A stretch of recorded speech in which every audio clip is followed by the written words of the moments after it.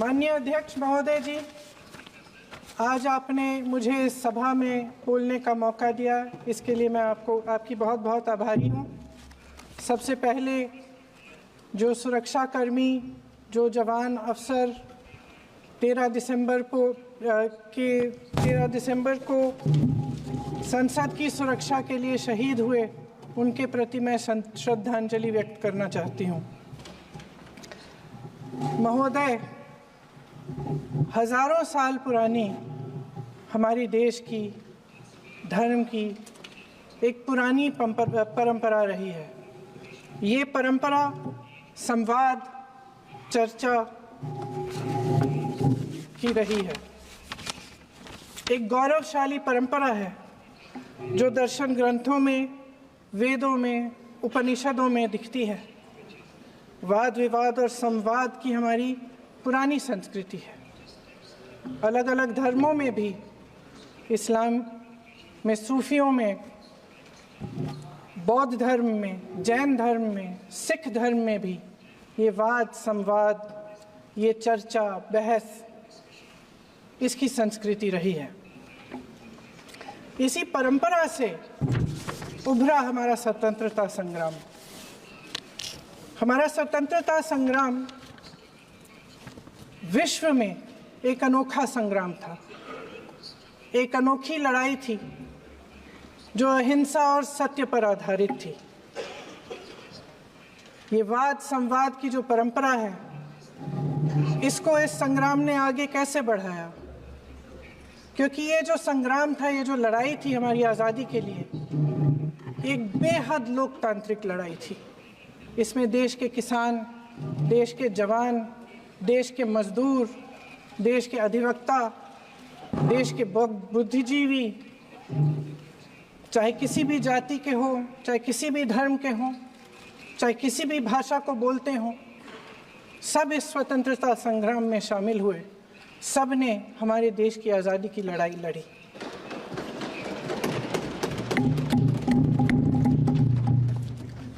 और उसी आज़ादी की लड़ाई से एक आवाज़ उभरी जो हमारी देश की आवाज़ थी। वो आवाज़ ही आज हमारा संविधान है। साहस की आवाज़ थी, हमारी आज़ादी की आवाज़ थी, और उसी की गूंज ने हमारे संविधान को लिखा और बनाया। ये सिर्फ एक दस्तावेज नहीं है। बाबा साहेब अम्बेडकर, मौलाना आज़ाद जी, राजगोपालाचारी जी और जवाहरलाल नेहरू जी और उस समय के तमाम नेता, जैसे आपने कहा, इस संविधान को बनाने की जो कार्य में सालों के लिए जुटे रहे। हमारा संविधान इंसाफ, उम्मीद, अभिव्यक्ति और आकांक्षा की वो ज्योत है जो हर हिंदुस्तानी के दिल में जलती है। अध्यक्ष महोदय, इस ज्योत ने हर एक भारतीय को ये पहचानने की शक्ति दी कि उसे न्याय मिलने का अधिकार है, कि उसमें अपने अधिकारों के लिए आवाज़ उठाने की क्षमता है, कि जब वो आवाज़ उठाएगा तो सत्ता को उसके सामने झुकना पड़ेगा। इस संविधान ने हर एक देशवासी को ये अधिकार दिया कि वो सरकार बना भी सकता है और सरकार बदल भी सकता है। ये ज्योत जो हर हिंदुस्तानी के दिल में जलती है, उसने हर हिंदुस्तानी को ये विश्वास दिया कि देश की संपत्ति में, देश की दौलत में, संसाधनों में उसका भी हिस्सा है, कि उसे एक सुरक्षित भविष्य की उम्मीद का अधिकार है, कि देश बनाने में भी उसकी भागीदारी है। उम्मीद और आशा की ये ज्योत मैंने देश के कोने कोने में खुद देखी है। उन्नाव में मैं एक रेप पीड़िता के घर गई। उसे जलाकर मार डाला था। वो शायद 20-21 साल की होगी। हम सब के बच्चे हैं। हम सोच सकते हैं कि अगर हमारी बेटी के साथ बार बार बलात्कार हुआ और फिर जब वो अपनी लड़ाई लड़ने के लिए गई तो उसको जलाकर मार डाला गया होता तो हम पर क्या बीतती। मैं उस बच्ची के पिता से मिली। उसके खेत जलाए गए थे, उसके भाइयों को पीटा गया था, उसके पिता को बाहर से घर के बाहर घसीट कर मारा गया था। उस पिता ने मुझे बताया कि बेटी, मुझे न्याय चाहिए। मेरी बेटी अपने एफआईआर को दर्ज करने के लिए जब ज़िले में गई तो उसको मना किया गया। अगले ज़िले में जाना पड़ा उसे। वो रोज़ सुबह 6 बजे उठकर तैयार होकर अकेली अपने मुकदमे को लड़ने के लिए अगले ज़िले में ट्रेन से जाती थी। उसके पिता ने मुझे कहा कि मैंने उससे कहा, बेटी अकेले मत जाओ, छोड़ दो ये लड़ाई। लेकिन उसकी बेटी ने उसको जवाब दिया कि नहीं पिताजी, मैं अकेली जाऊंगी, मैं लड़ूंगी, ये मेरी लड़ाई है, मैं इसको लड़ूंगी। ये लड़ने की क्षमता, ये हिम्मत उस लड़की को और करोड़ों भारत की नारियों को हमारे संविधान ने दी। आगरा में मैं अरुण वाल्मीकि के घर गई। अरुण वाल्मीकि पुलिस स्टेशन में काम करता था, सफाई का काम करता था। आप सोच सकते हैं हमारी तरह उसका भी परिवार था। नई नई शादी हुई थी, 2-3 महीनों का बच्चा था। पुलिस स्टेशन में चोरी हो गई। चोरी का इल्ज़ाम उस पर लगाया गया। उसके पूरे परिवार को उठाकर पुलिस स्टेशन में ले गए। आप हंस रहे हैं, लेकिन ये गंभीर बात है। गंभीर बात। शर्म करो, शर्म। अरुण वाल्मीकि को पीट पीट के मार डाला। उसकी बीवी को पीटा, उसके पिता के नाखून निकाले, उसके पूरे परिवार को पीटा गया। जब मैं उस जवान महिला से मिलने गई जो अभी अभी विधवा हुई थी, तो उसने मुझे कहा कि दीदी, हमें सिर्फ एक चीज़ चाहिए, हमें न्याय चाहिए और हम इस न्याय के लिए लड़ते रहेंगे, चाहे कुछ भी हो जाए। ये हिम्मत उस महिला को हमारे संविधान ने दी।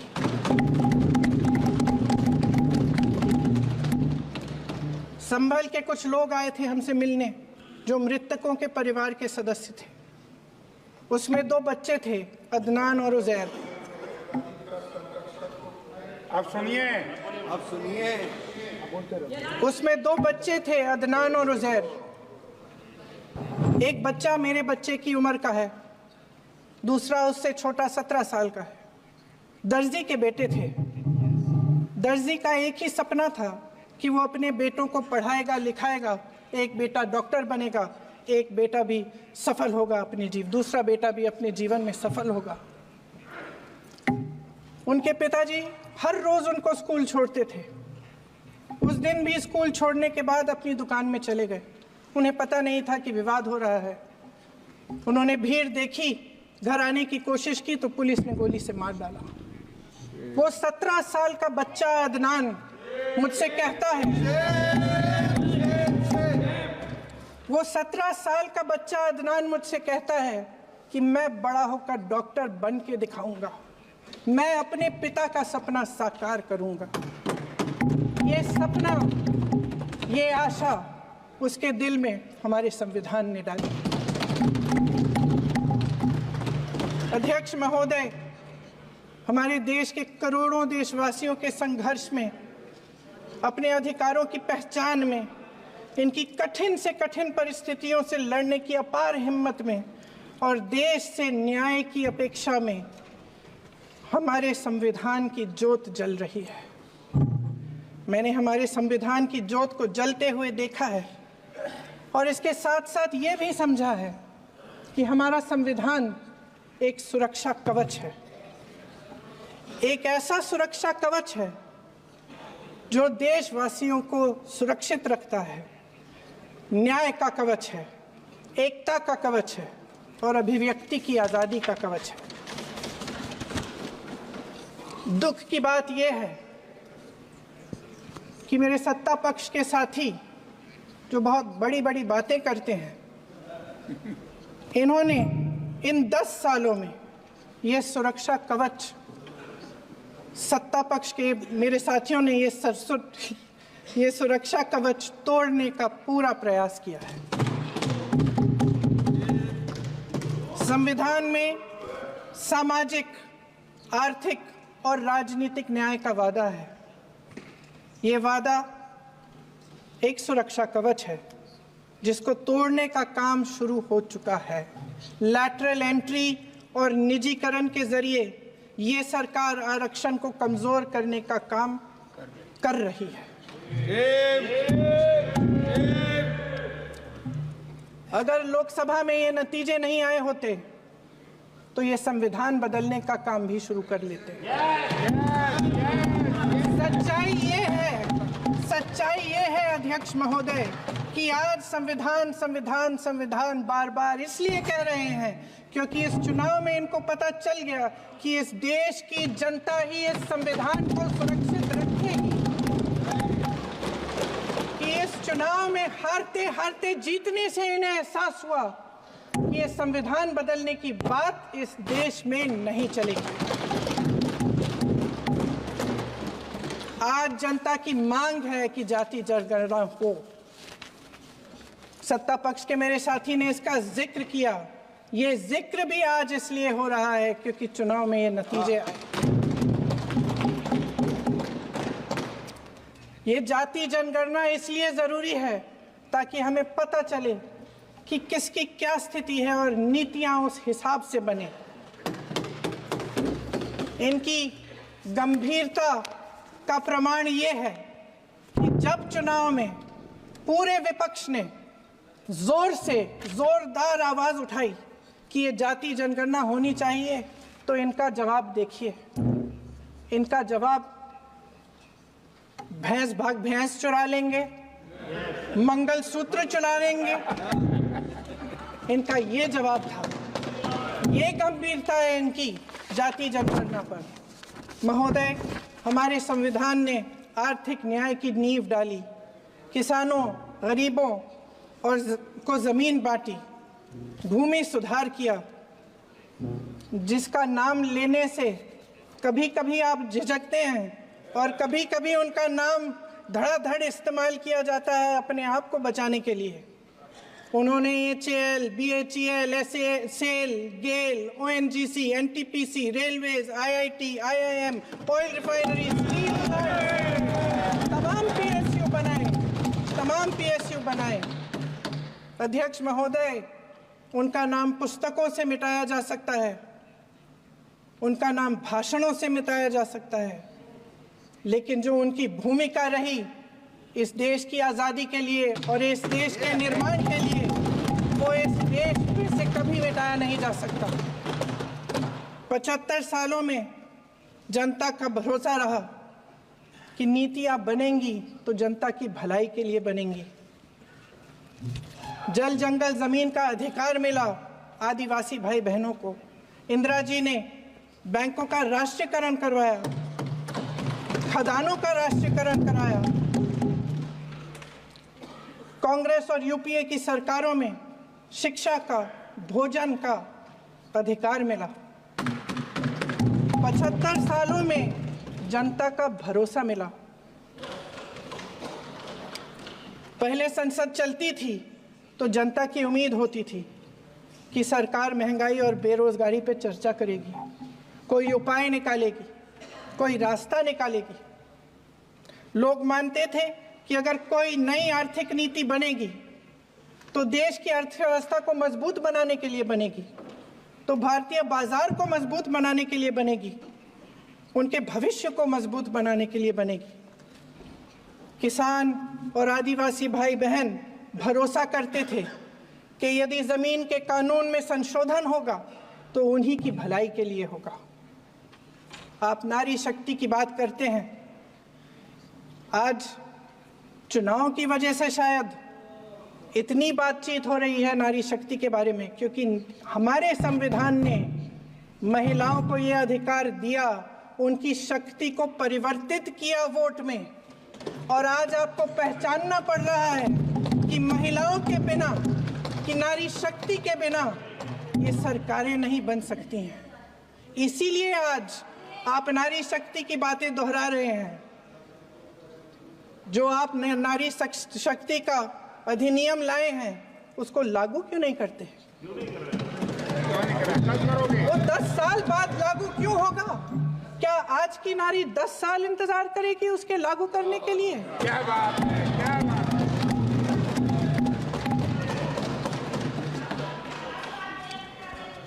आज संसद में बैठे हुए सत्ता पक्ष के मेरे साथी ज्यादा से ज्यादा अतीत की बातें करते हैं।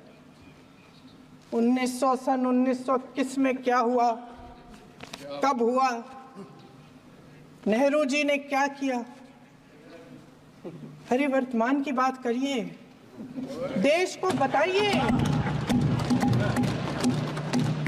आप क्या कर रहे हैं, आपकी जिम्मेदारी क्या है? कि सारी जिम्मेदारी जवाहरलाल नेहरू की है। अध्यक्ष महोदय जी, ये सरकार आर्थिक न्याय का सुरक्षा कवच तोड़ रही है। आज संसद में बैठी ये सरकार बेरोजगारी और महंगाई से जूझ रही हमारी जनता को क्या राहत दे रही है? कृषि के कानून भी बड़े बड़े उद्योगपतियों के लिए बन रहे हैं। सही एमएसपी को छोड़िए, डीएपी तक नहीं मिल रहा है।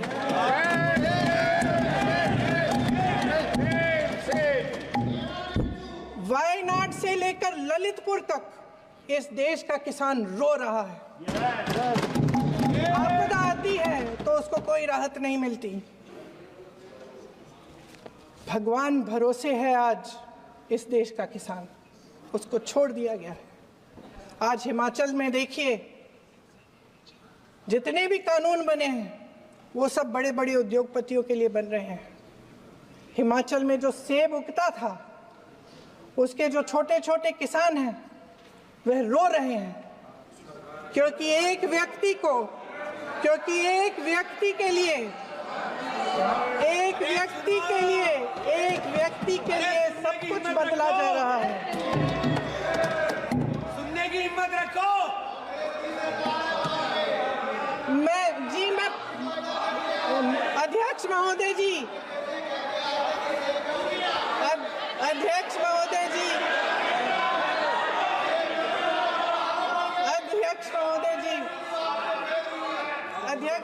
जी, अडानी जी को सारे कोल्ड स्टोरेज प्रदेश की सरकार ने नहीं दिए। अडानी जी को सारे कोल्ड स्टोरेज आपकी सरकार ने दिए हैं। देश देख रहा है कि एक व्यक्ति को बचाने के लिए 142 करोड़ देश की जनता को नकारा जा रहा है। सारे बिजनेस, सारे संसाधन, सारी दौलत, सारे मौके एक ही व्यक्ति को सौंपे जा रहे हैं। सारे बंदरगाह, एयरपोर्ट्स, सड़कें, रेलवे का काम, कारखाने, खदानें, सरकारी कंपनियां सिर्फ एक व्यक्ति को दी जा रही है। जनता के मन में हमेशा ये विश्वास होता था कि अगर कुछ नहीं है तो संविधान हमारी सुरक्षा करेगा, मगर आज आम लोगों के बीच ये धारणा बनती चली जा रही है कि सरकार सिर्फ अडानी जी के मुनाफे के लिए चल रही है।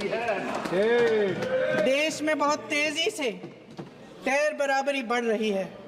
जो गरीब है वो और गरीब हो रहा है, जो अमीर है वो और अमीर हो रहा है। इस सरकार ने आर्थिक न्याय की भी सुरक्षा कवच तोड़ दिया है। राजनीतिक न्याय की जब बात होती है, मेरे सत्ता पक्ष के साथी आज खड़े हुए और तमाम गिनती करने लग गए कि ऐसा हुआ वैसा हुआ, 1975 में जो हुआ, तो सीख लीजिए ना, आप भी सीख लीजिए। आप भी अपनी गलतियों के लिए माफी मांग लीजिए। आप भी बैलेट पे चुनाव कर लीजिए, आप भी बैलेट पे चुनाव कर लीजिए। दूध का दूध पानी का पानी हो जाएगा। आप राजनीतिक न्याय की बात करते हैं, सरकारों को पैसों के बल पर गिरा देते हैं।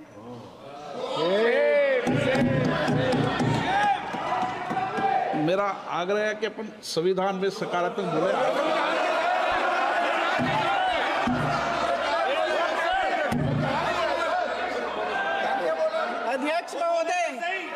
अध्यक्ष महोदय, सत्ता पक्ष के हमारे साथी ने एक उदाहरण दिया उत्तर प्रदेश की सरकार का, तो मैं भी एक उदाहरण दे देती हूँ महाराष्ट्र की सरकार का। मैं भी एक उदाहरण दे देती हूँ हिमाचल की सरकार को तोड़ने की कोशिश किसने की, पैसों के बल पे की, गोवा की सरकार। तमाम उदाहरण राजस्थान की। क्या ये सरकारें जनता ने नहीं चुनी थी? क्या संविधान इन पर लागू नहीं था? पूरी देश की जनता जानती है कि इनका हंसती है, जानती है कि इनके यहाँ तो वॉशिंग मशीन है।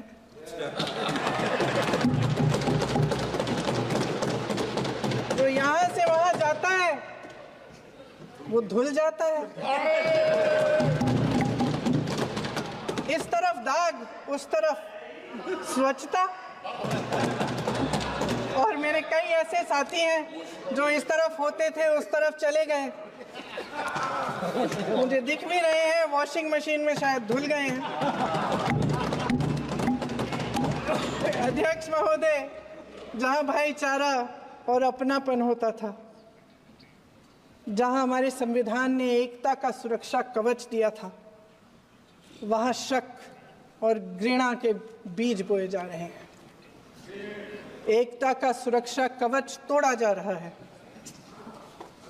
प्रधानमंत्री जी यहाँ सदन में संविधान की किताब को यूं माथे से लगाते हैं, लेकिन संभल में, हाथरस में, मणिपुर में जब न्याय की गुहार आती है, उठती है, तो उनके माथे पे शिकन तक नहीं आता।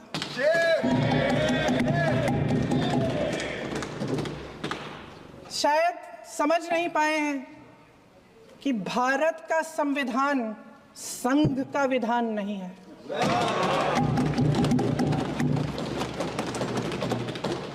भारत के संविधान ने हमें एकता दी, हमें आपसी प्रेम दिया। उस मोहब्बत की दुकान जिस पर आपको हंसी आती है, उसके साथ करोड़ों देशवासी चले। करोड़ों देशवासियों के दिल में एक दूसरे के लिए प्रेम है, घृणा नहीं है।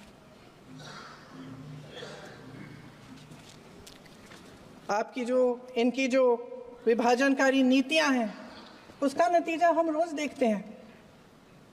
राजनीतिक फायदे के लिए संविधान को छोड़िए, देश की एकता को भी ये रख नहीं सकते, इसकी सुरक्षा नहीं कर सकते। हमने संभल में देखा, मणिपुर में देखा। दरअसल इनका कहना है कि अलग अलग इस देश के अलग अलग हिस्से हैं, लेकिन हमारा संविधान कहता है कि ये देश एक है और ये देश एक रहेगा। जहां खुला विवाद होता था, अभिव्यक्ति का सुरक्षा कवच होता था, इन्होंने भय का माहौल पैदा किया है। सत्ता पक्ष के मेरे साथी अक्सर 75 सालों की बात करते हैं, लेकिन इन 75 सालों में ये उम्मीद, आशा, ये अभिव्यक्ति की ज्योति कभी थमी नहीं, कभी बुझी नहीं। इस देश की जनता ने खुलकर आलोचना की, निडर होकर धरने किए, प्रदर्शन किए। जब जब जनता नाराज हुई, तब तब सत्ता को ललकारा, उसे चेतावनी दी, बड़े से बड़े नेताओं को कटघरे में खड़ा किया, उनसे जवाब मांगा, न्याय मांगा। इस देश के छोटे छोटे से नुक्कड़ की दुकानों में, चाय की दुकानों में, इस देश के घरों में, गलियों में, मोहल्लों में, अखबारों में, प्रकाशन घरों में, न्यायपालिकाओं में चर्चा कभी बंद नहीं हुई। लेकिन आज ये माहौल नहीं है। आज जनता को सच बोलने से डराया जाता है, धमकाया जाता है। पत्रकार हो या विपक्ष का नेता हो या किसी यूनिवर्सिटी का प्रोफेसर हो, छात्र संघ हो या कर्मचारियों का संगठन हो, सबका मुंह बंद कराया जाता है। किसी पे ईडी, किसी पे सीबीआई, किसी पे इनकम टैक्स, फर्जी मुकदमे लगवाए जाते हैं, जेल में डाल दिया जाता है। विपक्षी नेताओं को जेल में डाल दिया जाता है, उनको सताया जाता है। किसी को नहीं छोड़ा इस सरकार ने। देशद्रोही कह के उत्तर प्रदेश में मुझे याद है कुछ अध्यापिकाएं प्रदर्शन कर रही थी, उन पर मुकदमा डाल दिया देशद्रोही का, उन्हें देशद्रोही कह दिया। इन्होंने देश का पूरा माहौल भय से भर दिया है। इनकी मीडिया की मशीन झूठ फैलाती है, तरह तरह के आरोप लगाती है, और शायद वह भी भय में ही है। महोदय, मैं इस सदन को याद दिलाना चाहती हूं कि ऐसा डर का माहौल देश में अंग्रेजों के राज में था। जब इस तरफ बैठे हुए गांधी की विचारधारा वाले लोग आज़ादी की लड़ाई लड़ रहे थे और उस तरफ वाली विचारधारा वाले लोग भय में रहकर अंग्रेजों के साथ साठगांठ कर रहे थे। लेकिन अध्यक्ष महोदय, भय का भी अपना स्वभाव होता है। भय फैलाने वाले हमेशा भय का खुद शिकार बन जाते हैं। ये प्रकृति का नियम है। आज इनकी भी यही हालत हो गई है। भय फैलाने के इतने आदी हो गए हैं कि खुद भय में रहने वाले हैं। चर्चा से डरते हैं, आलोचना से घबराते हैं। कई दिनों से हम मांग रहे हैं कि चर्चा करिए, लेकिन चर्चा करने की हिम्मत ही नहीं है।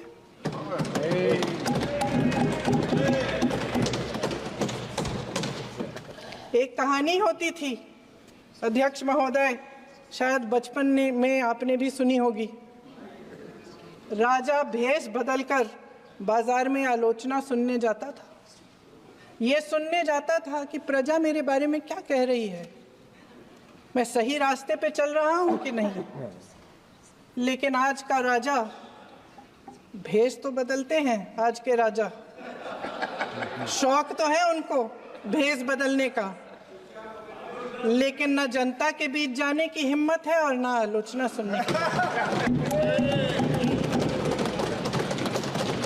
महोदय, मैं तो सदन में नहीं हूं।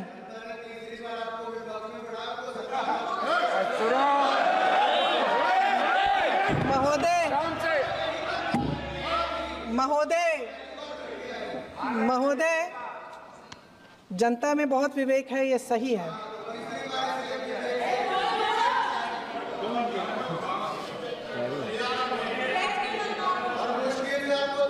अच्छा महोदय, मैं सदन में नहीं हूँ, कुछ हाँ ठीक है, मैं सदन में नहीं हूँ, मात्र 15 दिनों से आ रही हूँ।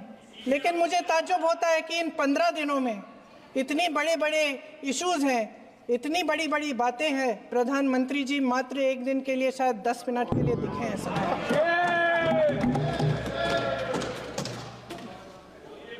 बात यह है अध्यक्ष महोदय जी कि ये देश भय से नहीं, साहस और संघर्ष से बना है। इसको बनाने वाले देश के किसान, जवान, देश के करोड़ों मजदूर और गरीब जनता है। संविधान इनको साहस देता है। मेहनती मिडिल क्लास है। और इस देश के जो करोड़ों देशवासी हैं, जो रोजाना भयंकर परिस्थितियों का सामना करते हैं, उनको साहस देता है। वायनाड में जो आपदा आई, उसमें एक छोटा लड़का था 17 साल का। 6 घंटों के लिए उसने अपनी माँ को बचाने की कोशिश की। 6 घंटों के लिए आप सोच सकते हैं कि अगर नदी की धारा बह रही है, नाराज है, आप अपनी माँ को पकड़े हो, 6 घंटों के लिए पकड़े रखते हो कि मेरी माँ बच जाएगी, और अंत में वो माँ भी बह जाती है। उस लड़के का साहस, उन महिलाओं का साहस जो पीड़ित हैं लेकिन फिर भी अपनी लड़ाई लड़ रहे हैं, उन संभल के बच्चों का साहस जिनके पिताजी अभी अभी गुजर गए लेकिन फिर भी उनके सपनों को साकार करने की हिम्मत है, उनका साहस है, वो साहस इस संविधान ने दिया है।